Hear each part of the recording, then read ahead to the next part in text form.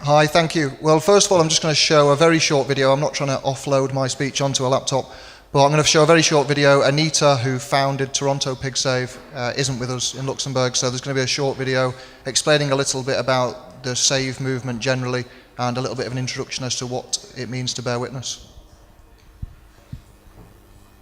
I think that everyone has an absolute duty to bear witness. It's not just something that some of us activists choose to do. It's actually an obligation. When there is gross injustice and suffering of other beings, we have a duty to be there. And Tolstoy defined bearing witness as not fleeing from those who suffer, but rather coming as close as you can to a creature that suffers and trying to help.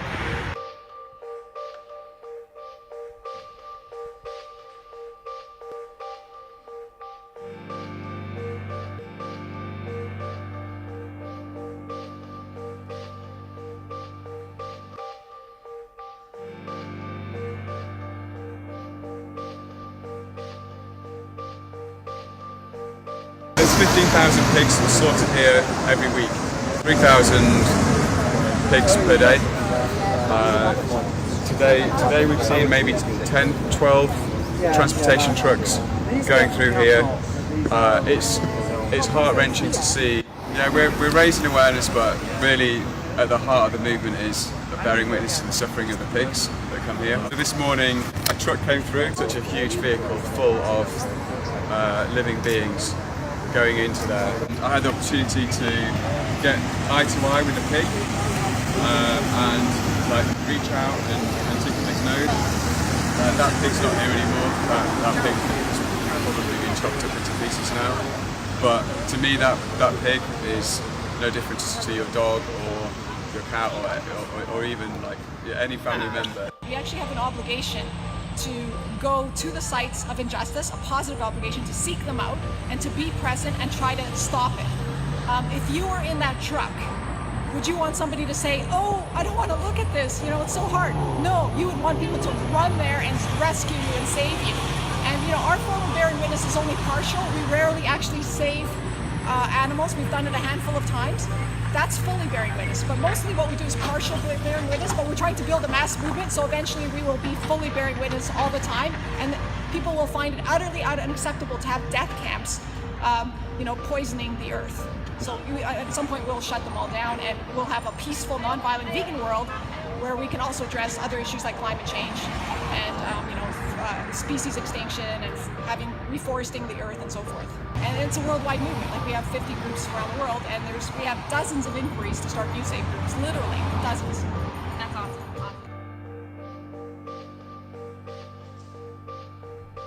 Okay, so first, just so I know what I'm dealing with or how much background to go into, who in the room has actually heard of the Save movement or Anita or the work that is done? Okay, so the majority of people, for those that haven't, I won't go into a huge amount of detail. Essentially, the Save movement is about, as you probably got there, bearing witness. And what that means is, witnessing the suffering of these animals. So in Manchester, for example, we hold vigils at slaughterhouses. We're called Manchester Pig Save because the slaughterhouse we go to is a pig slaughterhouse. We've got other Save movements all around the country, all around the world that cover all the different farmed animals, basically. So we'll go to the slaughterhouse, we'll hold a vigil there.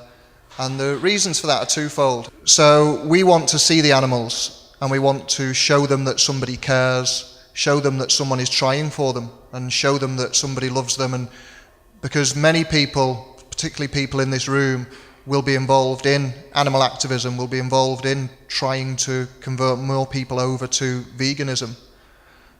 What we want to do with bearing witness is show the animals that we're try and show them that somebody cares. But then the second part of the vigils that we hold is about sharing their stories, sharing the images, and we get lots of images at the slaughterhouses of all the different animals, and it's a very powerful means of advocacy to actually introduce people, both vegan and non-vegan, to the individual victims, because many of us, when we're talking about veganism, will refer to the statistics. 5,000 animals a second are killed worldwide, so many million per day, per week. And those figures are true and they're very shocking, but it's very easy for people to dismiss them, to think, what I do won't make a difference. The numbers are that huge that nothing I can do will change that. When we introduce people to the individual victims, when we bring them face to face with one animal and say, I met this animal, I stroked this animal on the nose, this animal is now dead, it really brings it home to people, the individual victims which are involved in this industry which is all around us. So they're the two main aims of the vigils that we hold. And I'd say the most common feedback that we get from people when we're trying to get people to either come to the vigils, or, I mean, the main reason we're in Luxembourg now is we want other groups to start up. We want these vigils taking place at every slaughterhouse all around the world. You know, we want this to become mainstream and everybody to be faced with this every day. And the most common piece of feedback we receive is, it's too difficult, it's too hard, I can't do it, I'm not strong enough, I take my hat off to you, or I respect what you do, but I'm just not strong enough. And I think the best comparison I've heard is it's like visiting a sick or a dying relative. It's something that none of us want to do, none of us enjoy doing, but we all feel we have to. We feel we owe it to the animals, we feel we owe it to our relative. It's something that once somebody does, if you come along to one of our vigils or go to a slaughterhouse yourself and meet the animals, you then understand how powerful it is, and you understand why it is so important and why we're trying to spread this as far and wide as we can. Particularly in the UK and elsewhere in Europe as well, the slaughterhouses and the trucks, they try to hide them from view. So a lot of people that have been to our vigils have said they could drive past the slaughterhouse every day and they would have no idea what goes on there. It just looks like a normal factory.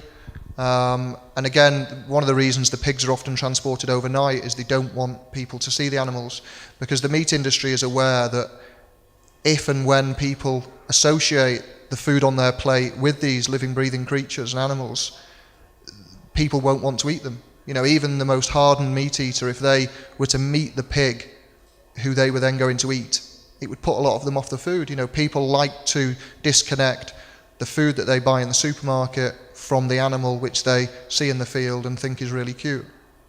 And our job as the Save movement is to try and get people to reconnect, try and get that connection back together.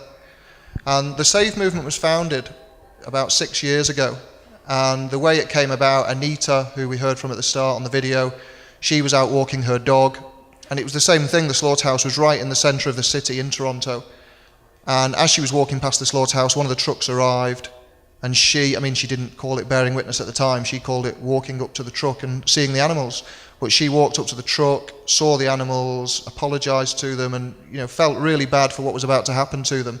And she made a promise that day that she would go back at least 3 times a week and say sorry and give the animals some comfort. And she's done that ever since. And since then, obviously, the movement has grown, and they've now got, sometimes it was 100 people going down there and seeing the animals. Now, we started in the UK just at the beginning of this year, January this year. That's when Manchester Pig Save was founded. And I think we had maybe 50 people at the first vigil. But since that time, the Save movement has grown quite quickly around the UK. We've now got around 6 or 7 groups around the UK holding regular vigils and covering a whole range of different animals. So what we're trying to do is promote that and grow it both in the UK and in Europe. So, if anybody in this room wants more information or wants some help, we've got a lot of people, we've got the resources to help people, and all we need basically to start these vigils are some committed activists and a slaughterhouse. We can help with everything else, literature, placards, we can help with all the research side of things. We just want people on the ground. And what we've found is, once these vigils are started, the support for them grows very quickly. So I remember last summer, so summer 2015, going round some animal activist groups in Manchester in the UK and asking, is anybody interested? Does anyone want to help me set this up? And nobody did. Again, all I heard back was it's too difficult, or people were involved with other things, so there was no interest. Now, luckily, some other people contacted Toronto later that year and said the same thing, we want to start up. So we all got put together in contact, started the group, but then once the group was started, lots and lots of people then wanted to get involved, and I think as more and more people came to the vigils, the movement started to grow and started to gather a lot of pace, and that's how the other groups have started up around the country. And one of the first concerns that people have starting it is that nobody will come, nobody will show up.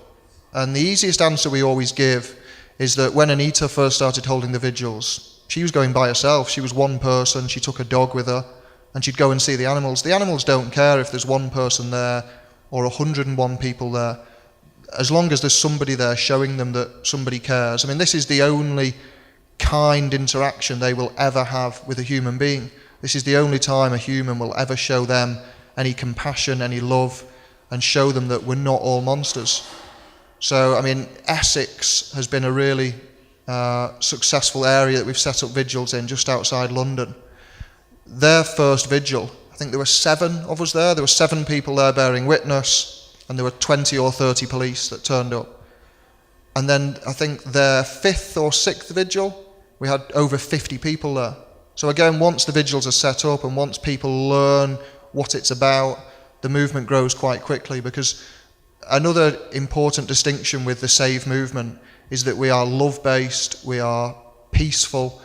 You know, we are not there to get angry with the workers, we're not there to get angry with the slaughterhouse. There's a place for that, and of course I understand people get angry, I understand every emotion that people have towards these places. But our view as the SAVE movement is that the only way we're going to further our cause, the only way we're going to help promote what we're doing and veganism is by being there for the animals. And if we get angry, if we hold violent protests there, the police will just stop us from coming in the future. And then the animals don't get any support, we don't get to do what we're doing. So it's very tough keeping your cool, and we have people coming to the vigils who do get angry and do lose the temper, but we always have to bring it back to a peaceful, love-based approach. I mean, Anita will always say that Gandhi has inspired a lot of what we do and how we do it, that we must always remain peaceful in what we do. You know, resistance, but peaceful.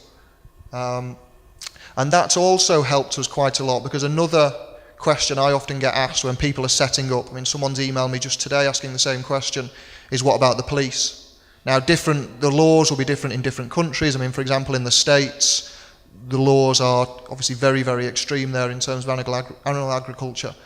Certainly in the UK, and as far as I'm aware in most of Europe, what we are doing is a peaceful protest. There is no legal implications, we're not breaking any laws. We have to be quite careful in how we do it, but generally speaking, the feedback we've had from the police is that they're happy for us to be there, providing we remain peaceful. And more often than not, eventually the police have been on our side and have actually helped us rather than working against us. Because the message we've always got across to the police is we're here to see the animals. We're not here to smash windows, we're not here to cause any trouble, we're here to see the animals. The only time we do have to be quite strong, for example, when we first started up, both the police and the slaughterhouse, they just wanted us to go away. Understandably, we were new, they didn't know why we were there, what we were doing, and they went down the road initially of thinking if we make life really difficult for these people, they'll just stop coming. So there was a period where we had to put up quite a lot of strong resistance. And perhaps some of it strayed slightly onto the wrong side of what was legal, in terms of stopping trucks ourselves, standing in the road, and we made the message very, very clearly to the police and to the slaughterhouse that we will bear witness to the animals, we will show the animals that we're here, and we will do it by any means necessary. Again, the police tried to threaten us, the slaughterhouse tried to threaten us, but eventually, basically we had to make sure we got on record. So we emailed the police and we emailed the slaughterhouse and said, this is what we're going to do. We're here to see the animals, and we will see the animals regardless of what we have to do in order to do so. Now, the biggest priority for the police is, ironically, our safety. They'll often deny that to us, but if somebody gets injured or killed while the police are there or under the police's watch, that's going to cause huge problems for them. So once we made it very clear to them that we are going to see the animals, very quickly the police and the slaughterhouse had to work with us, and they now stop the trucks for us. So we had a relatively volatile period, But now it's very peaceful. When the trucks come in, they've hired additional security that stop the truck for us and allow us to go up to the truck and bear witness. And it's a lot more peaceful now. It's a lot more peaceful for the animals, it's a lot more peaceful for us. And crucially, when new people come along to the vigils, they can feel like they're in a safe place. If they want to, they can go up and see the animals. Nobody is forced to do that, because it's a very difficult thing to do. But crucially, it's a very important thing to do. And now people can come along and know that if they want to go up and see the animals and, say their goodbyes, they can do so safely and without any stress to people bearing witness or to the animals. And we're currently, because as I say, we've got quite a few groups now set up across the UK, and each group is in individual levels of discussion with local police and local slaughterhouses in terms of starting to try and build those relationships. And some people aren't happy with that. A lot of people that come to the vigils think we shouldn't be entering into any agreements with the slaughterhouse or the police. They want to go down the confrontational route. But again, there is a place for that, of course there is, but it's just not what the Save movement is all about. And I don't know if anyone here follows us or any of the other groups on Facebook, for example. I mean, tensions got quite high recently with the slaughterhouse we go to in Essex.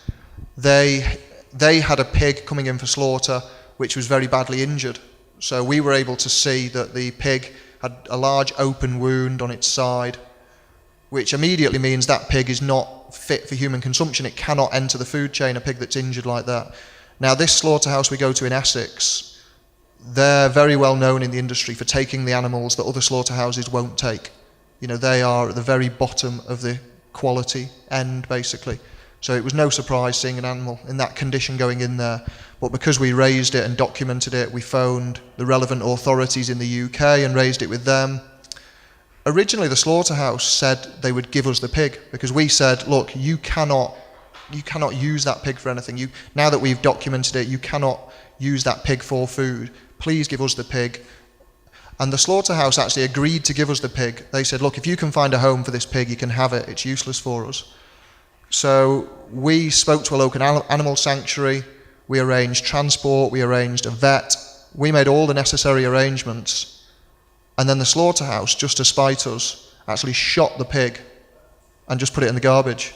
And that's what we're dealing with at these slaughterhouses. These are the kind of people that are running many of these slaughterhouses. So that raised tensions a lot at that vigil, and that got quite out of hand. We had a huge police presence coming to that one, because a lot of the time the slaughterhouses do want to try and antagonise us, they do want to try and fight against us. But again, the overriding message that we always put out is that we have to remain peaceful, turn the other cheek, whatever story you want to use, we always remain peaceful. And one of the important things we did early on, again in Manchester when we first started out, was actually handing out flyers to all the workers.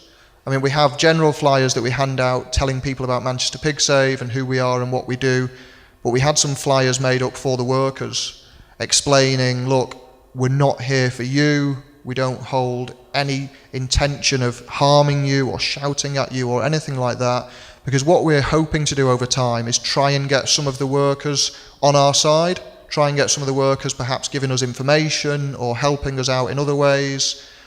Because what we've found is the more often we go there, I wouldn't say friendlier because we're not friends with any of them, but the workers are far less hostile than they were when we first went there.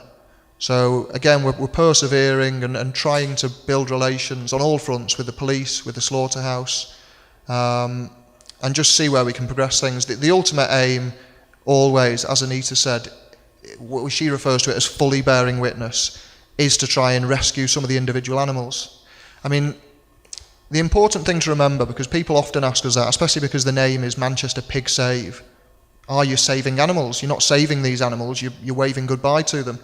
But what it's important to remember is that we get constant messages on our Facebook page, which is, we use all the social media channels, but Facebook is probably the biggest one, and we're constantly getting messages either saying, I've gone vegan because of the pictures that I've seen from your page, or I've shared your pictures and somebody else has gone vegan. So and we have rescued one pig so far, whilst it's amazing to rescue one animal, and this pig that we rescued, Leo, is the happiest pig in the world and we all love him to bits, if we can turn one person vegan, we're going to save hundreds of animals, thousands of animals. So that's our main focus all the time, is trying to convert people over to veganism. And it's one of our biggest worries, perhaps might be the wrong word, but one thing we worry about is what we don't want people to do is see these images or see what we're doing and say, right, I'm going to stop eating pigs. Because that's, as we all know in this room, that is not the answer. Please don't stop eating pigs, stop eating animals, go vegan. And we're very careful whenever we're doing things to always promote a vegan message rather than an anti-pig message, because if somebody stops eating pigs and starts eating chickens, for example, that's going to be more lives lost, not fewer. So it's really important, no matter what we're all doing in the animal rights movement, to always make sure that it centres around the vegan message. And another thing we do alongside the vigils, we do regular vegan outreach events. So the vigils are one particular style of advocacy, and it's really important to try and get people along to those events. But what's also important is to go out into the public. So instead of standing outside a slaughterhouse, we will stand in the city centre and we'll show people these photos, we'll show people videos. If anyone wants to come we're right near the registration desk, we've got one of the virtual reality headsets with us today. So we're constantly trying to open people's eyes to the suffering and open people's eyes to the animal agriculture industry, and always promoting the vegan message and saying that if you disagree with this, if you disagree with how these animals are being treated or killed, or if you disagree with any aspect of the farming industry, the only solution to that is veganism. There's no reducing, there's no vegetarianism. The only thing that any of us can do morally, if we disagree with that, is to go vegan. So, what I would urge all of you to do is, if you have a save group near you, wherever you are, look into that and try get along to that.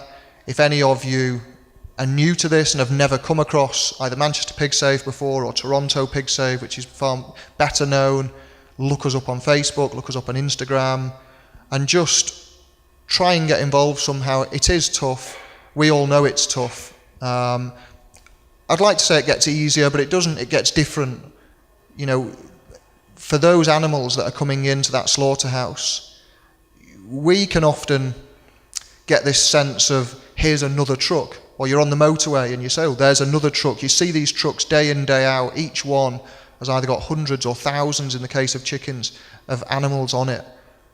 But what it's very easy to forget is, for that pig, when we go up to a pig on the truck and stroke its nose or give it some water or show it some comfort, for that pig, that's the only journey that will ever make to the slaughterhouse. It's probably the only journey it will ever make in its life.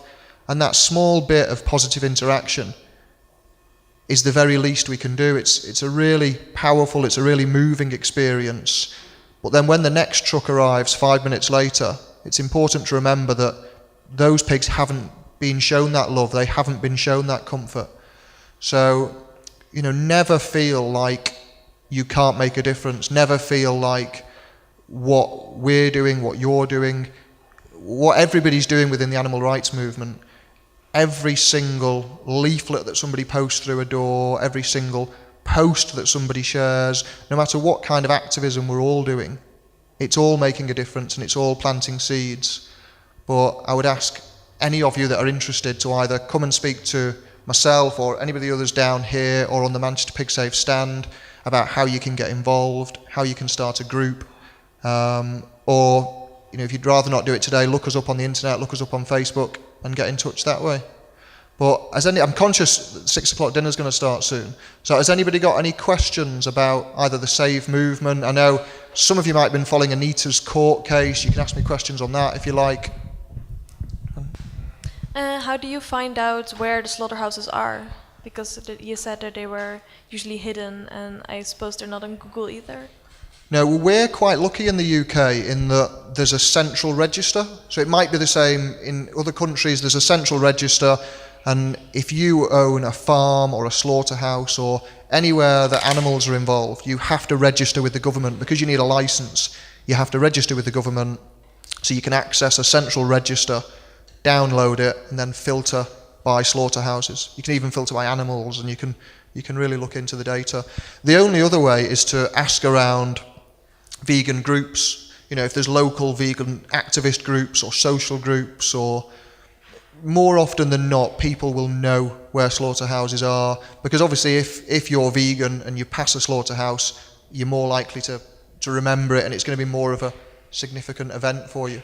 So yeah, the options are either look on the internet or ask around in the vegan community is the best bet.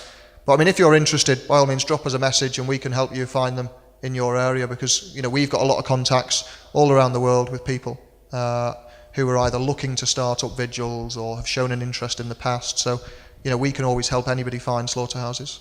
So we've always managed to find them, put it that way. If anyone ever is interested in starting up in an area, we will always make sure we find, you know, the local slaughterhouses. Any other questions at the back? Other questions? Hi, thank you for a great presentation. I live in Berlin, and we're also been thinking about starting a safe group in Berlin, but we had some problems. So for example, the first one is finding enough slaughterhouses, or finding slaughterhouses which have the right conditions.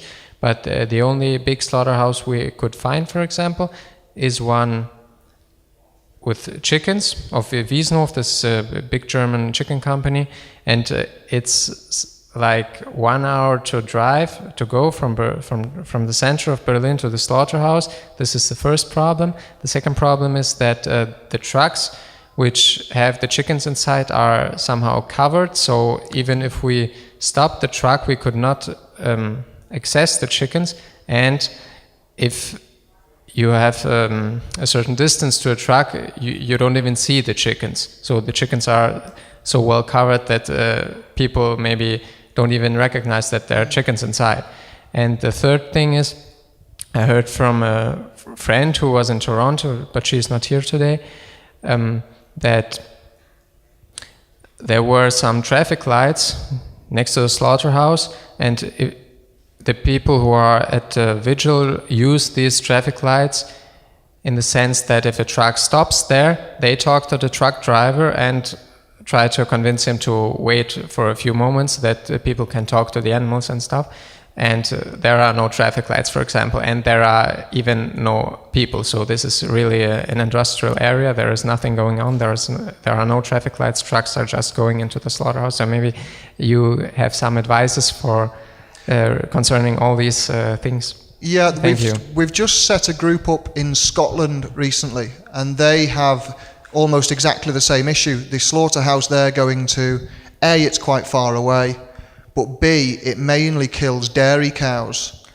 And dairy cows, I don't know if anyone's seen a 5-year-old dairy cow, but dairy cows, when they're towards the end, I mean, dairy cows should live for 20 years, but they normally die after about 4 or 5 years because the bodies are just so destroyed from 4 or 5 years of intensive farming. So these 4 or 5 years old dairy cows, they look like they are about to die. I mean, we see a lot of very chilling images through the Save movement. These dairy cows is one of the most upsetting things I've ever seen. Their bodies just look completely destroyed. And as a result, they're transported in very similar trucks. They don't want the public to see this, so the trucks just have little slats right at the top so nobody can see them. Now, what Scotland have done, and they've also got the same issue with no traffic lights, it's very, very similar. What Scotland have done, A, they've been stopping the trucks themselves. So, I mean, we have big placards made up that just say on them, we've got a few different types, but they'll just say, please allow us 3 minutes to say goodbye to the cows, or say goodbye to the animals. And like anything in life, some of the drivers are quite friendly and are happy to stop for 2 or 3 minutes. Some outright refuse. That's life. But again, if we show that we're peaceful and speak to the driver in a civil way, and as I say, typically one person will hold up a placard to the driver, which is quite large, that says, please allow us 3 minutes to say goodbye to the cows. And then somebody goes up to the window and just says, hi, we're not going to cause any trouble, can we have a few minutes? Now, what Scotland have been doing, which we've not tried in Manchester yet, is one person sitting on somebody else's shoulders and then holding a camera up to get some footage. Now, that's not ideal because, of course, we want to interact with the animals, but it's a means of getting some photos and getting some footage of something which the animal agriculture industry are trying to keep hidden from us. And I think what you might find, I mean, what it would be worth doing is somebody one day going to this slaughterhouse, I know it's a long way, going to the slaughterhouse and spending 2 or 3 hours, maybe sat in the car, read a book, and just see how many trucks come, are any of the trucks open, do the trucks have to stop before they enter the slaughterhouse? Because what we've found in Manchester is that the slaughterhouse have tried everything, and I mean everything, to stop us from bearing witness.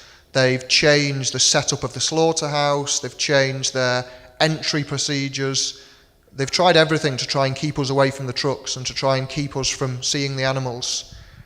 We've always found a way to make sure that we see the animals. If that means standing in the road, if that means travelling quite far down the road to some traffic lights, or we've always found a way to see the animals. So, I mean, if you get in touch with us again via Facebook, we can help you look into the slaughterhouse, we can help you look into the route, or, you know, where there might be a suitable place to do it. So, you know, we'll always be able to help and find a solution.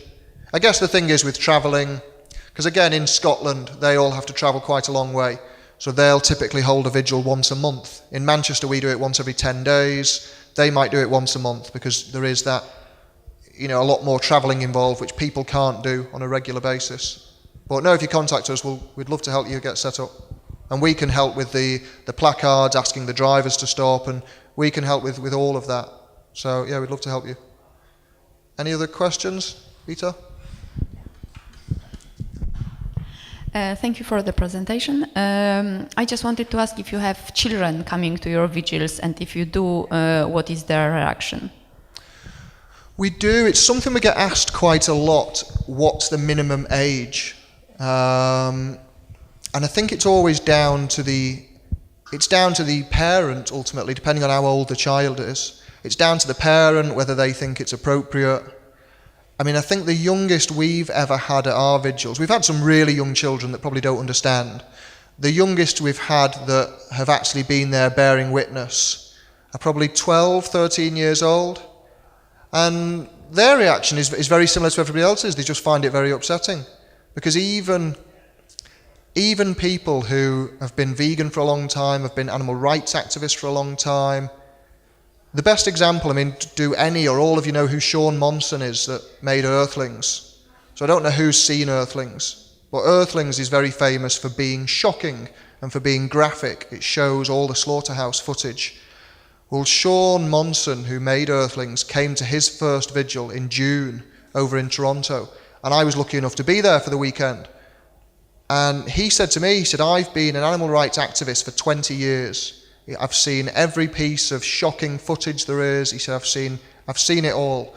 He said, nothing prepared me for how moving this would be.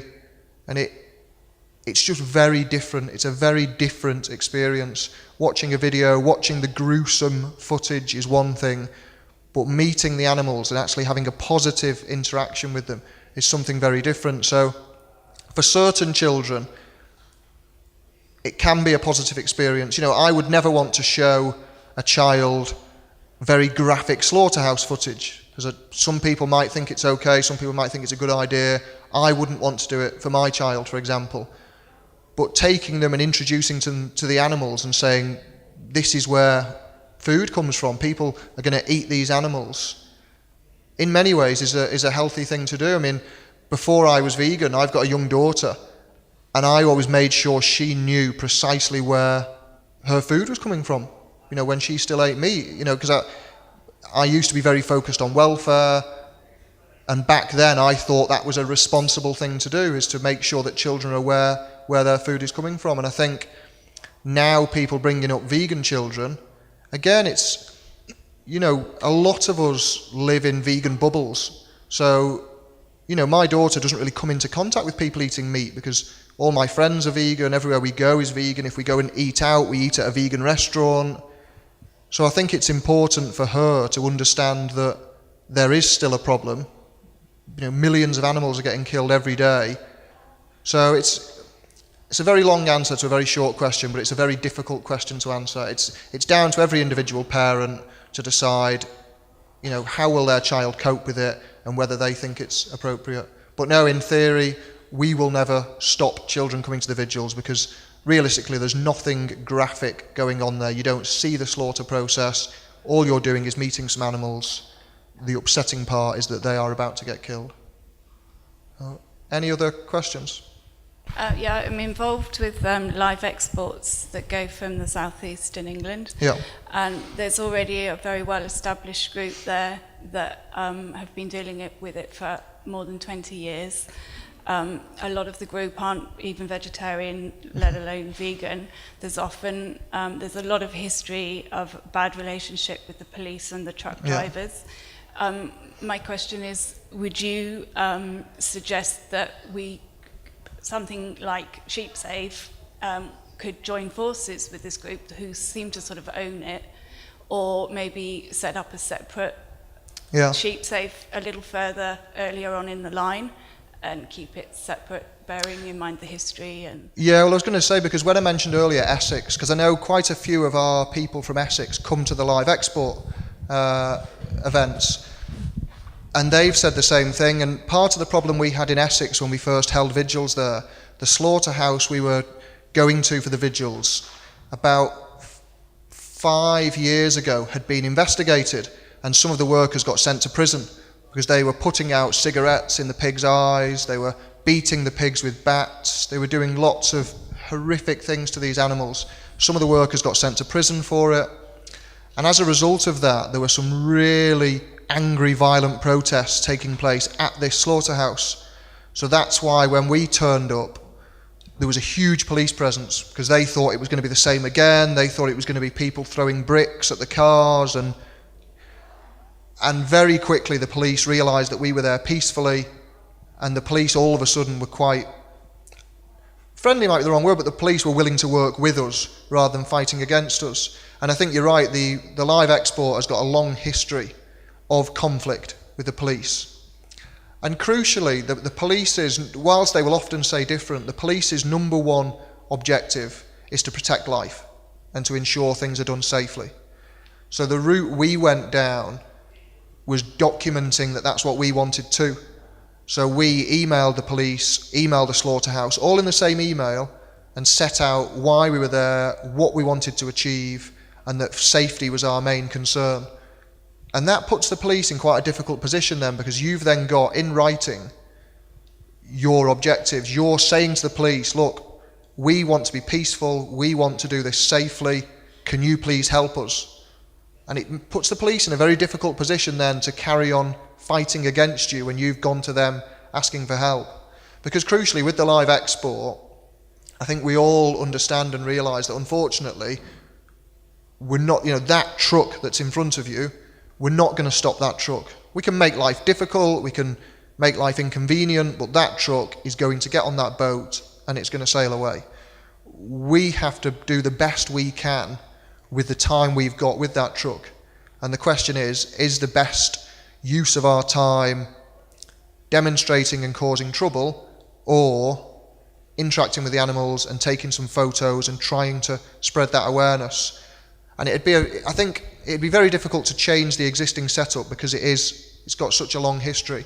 But I think it'd be a great idea to perhaps hold a separate event or a separate time and try a different approach and try and work with the police, and less so with the drivers, but with the police, and try a peaceful approach and see if that is less stressful for all concerned, and also if it helps get the message out there in a different way, because many people still view vegans and particularly animal rights activists as these crazy lunatics that do all these bad things, and people can't associate with them. Whereas what we're trying to do now, and we're achieving great success with that all over the world, is normalise veganism. It needs to be considered normal to be vegan. You want to know that the guy down the street is vegan, your doctor might be vegan, the teacher might be vegan. And I think the only way we'll do that is by presenting a more mainstream image. So yeah, we'd love to work with you, we'd love to help you out and get involved and try a different approach. Any more questions? Yeah, thanks for a very nice speak. I was just wondering, you said that the slaughterhouse, they try to do everything possible to prevent you from bearing witness. And I was just curious if, don't they just tell the drivers that they should ignore you then and not stop? I guess that would be the most effective way for them to do it. And, and what if you stop the truck and ask them to hold for 3 minutes and they say no? Could you still like have a small blockade without having the police get angry? Yeah, that's right. The law on it basically is if we lie down in the road and refuse to move, then the police can potentially arrest us. If we say we just want to stop the truck for a few minutes, the police, that falls under peaceful protest, and the police are quite happy is the wrong word, but the police will accept that that is our right to do that peacefully. So that's exactly what we did. We were stopping the trucks, and then the slaughterhouse told all the drivers, don't stop, just drive into them. Now that's quite difficult because if a truck driver carries on driving and kills somebody, the slaughterhouse aren't to blame, the truck driver's to blame. If you're driving a vehicle, whether it's a truck or a car or a motorbike, and somebody steps in front of your vehicle, you have to stop. If you kill somebody, saying that they stepped out just is not a good enough excuse. But still, some of the drivers drove into us. Now we get security. The slaughterhouse have actually hired additional security just for our vigils. So when we're there are 2 security staff that are there just for us. Some of the drivers even drive through them. They just will not stop. So what we did, we had a few frustrating vigils where we weren't able to stop the trucks. And it's a horrible feeling because you're there for the animals, watching that truck shoot past full of animals and not getting to show them that you're there is really upsetting. So what we did then is move down to a junction further down, a 10-minute walk away from the slaughterhouse. There was a big intersection of roads where the trucks would have to either slow down or stop naturally. And what we did there, we got a huge gang of people and we just stood in the middle of the street and completely stopped all the traffic, stopped the cars, stopped the trucks. Now the police obviously don't like that at all, but again it falls under peaceful protest, and that was probably about the worst it got. But again, it sent that message to the police and the slaughterhouse that we will see these animals. You can try every trick going, we will make sure we see the animals. And it was after we did that that the police and the slaughterhouse called us in for a meeting, and we had to go to the police station, meet with them, and try and discuss a way forward that we could see the animals and do it safely. So, yeah, they've tried everything, but we've always made sure that we've made it clear to them that no matter what they do, we will always try something else. If they keep changing, we will keep changing, and we won't go away, and we will make sure we see the animals. Any more questions? Okay, well, you're all probably very hungry. So thank you very much, and as I say, if anyone wants any more information, come and speak to me. Thank you.